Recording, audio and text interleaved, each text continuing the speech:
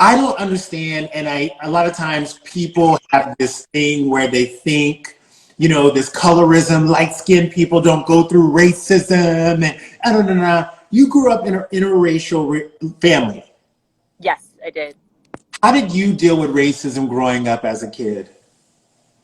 Oh, wow. Where do we begin? Well, I grew up in a small town in Northern California, a predominantly white neighborhood. Um, there was some diversity, but certainly not many Black children, and even fewer biracial kids. I have a Black mother who is a very proud Black woman, gospel singing Black woman. We grew up in the Black church, and my dad is this hippie freestyle guitar playing, rock music loving white man, and so. I came from a really eclectic family, and there was so much love in our household. Um, and there was also frank conversations about race. And my parents never shied away from those conversations. And they, while they really did embrace our individuality and however we wanted to express ourselves, they were both very clear from the time that we were born. And in fact, they had a conversation before we were born about how they were going to handle Ah, conversations about racial identity. And they agreed before we were born that we were going to be raised as Black kids because that is how America will treat us and see us. Um, and so while we are obviously, very proud of where we come from and all of our heritage, it was important for them that we centered Blackness and celebrated Black culture in our household because they knew what we would be up against out in the world. And we dealt with different grades of racism in my childhood. From I think I would say my brother experienced it more directly and overtly. I mean, he's had multiple instances at school where he was called the N-word.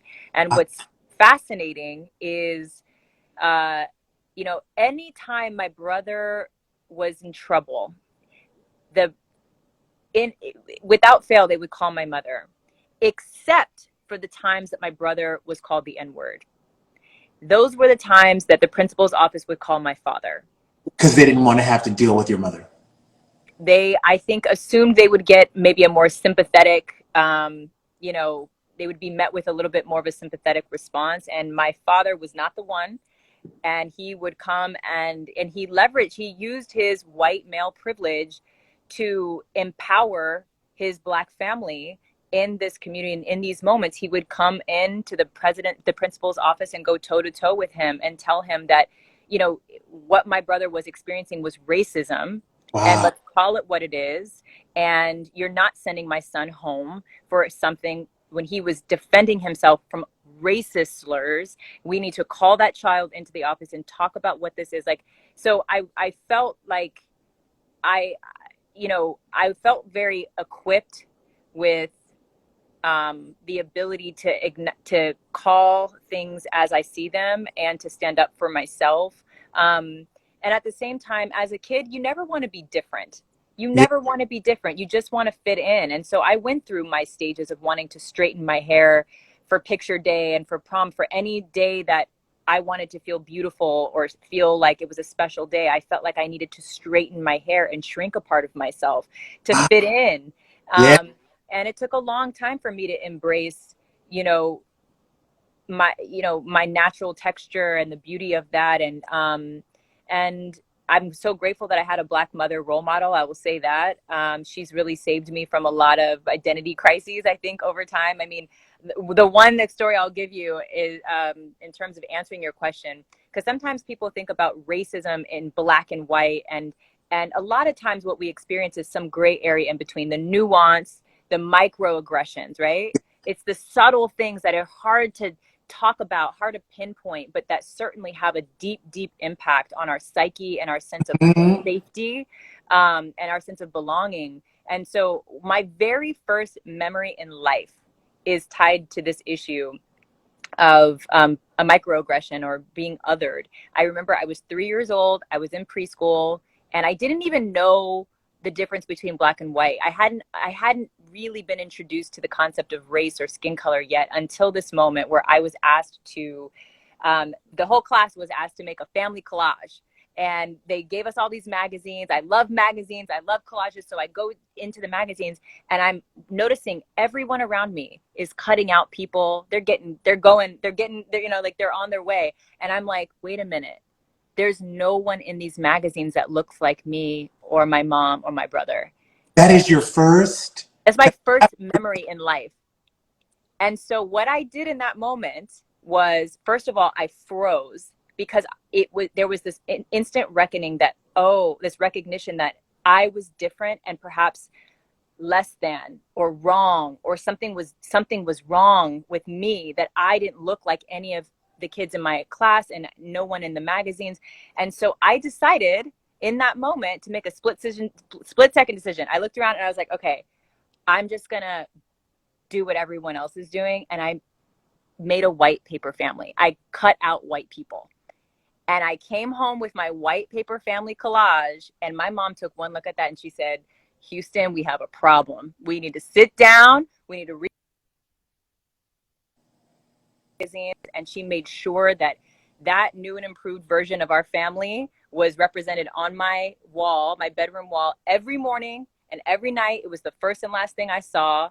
And she wanted to reinforce this idea that no matter what media is showing you, this is what you are, and you are to be proud of this. And, so I remember my course correcting in those moments, and it was so necessary. And so many families don't have to think about discrimination and the lack of representation, Yes. and how, white supremacy shows up every day in all of these minute ways that really do filter into a child's psyche and make them feel like they're not good enough. So I'm happy that we're cracking open these conversations that Black folks been having forever. We're just now able to have them in public and on platforms like this on Bravo between the two of us. So it's a new day, and I hope I hope that it is a new day. I will say that. 100%. And it's so funny because I'm like, white people acting like, and companies acting like Black people just came out. Like we the new iPhone 12X. Like, we have been here. Not the iPhone 12X. They're acting like we just came out and they need to talk to Steve Jobs about how to handle it, how to reprogram themselves. If you only had 3 shades of black makeup, shame on you, skincare company. If you've never had a product line that was geared towards Black people, shame on you, beauty company, because we have been here. Uh-oh, I'm cutting out. Okay, I'm back. I lost my Wi-Fi for a second. But yes, No, yes. it's just crazy. You know what I loved about you, and I became a fan of yours when you went to Teen Vogue, and there was this insurgence of diverse stories and models and writers and all of these unbelievable depictions of different, races. How hard was it for you to implement that at Teen Vogue, where it's such like a predominantly white space? Well, it was a responsibility. It was I when I was 25, I became the first ever Black beauty director at a Condé Nast magazine, which was at Teen Vogue. And I did not know that. I did not know I was a first. I didn't know that, I was making history. I was just a hardworking young woman Yes. stepped into that role, and I saw the headlines, and I saw what this really meant for someone like me to be in that seat. There was no way to come in and to operate business as usual and to perpetuate the status quo. I had to bring in all those experiences of understanding what it felt like to be othered and not included and not centered in fashion magazines for my whole life, and fix it.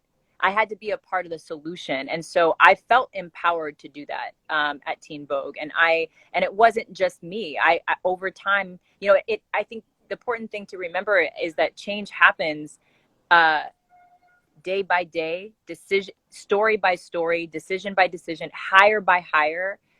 battle by battle, and over time change happens. And I think you have to take some risks sometimes, some big risks. And I felt like I had a team. I was able to hire folks who represented voices who had not been heard or centered in the fashion media landscape before. And I felt like we all came in with a mission and a determination to change the stories that were coming out of these places, and celebrating diversity and beauty of all kinds and all shapes and all colors. And it was really central to my mission. I had to embrace who I am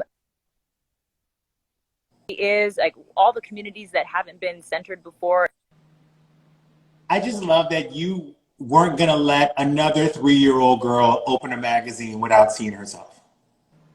I couldn't do it. And I think it just speaks to why we need more Black people, Black women, people of color, queer folks, trans folks in leadership roles and decision making positions. Because I always say there's a lot of marketing and there's a lot of corporate communications that are virtue signaling right now, but the stories cannot authentically change until the storytellers change.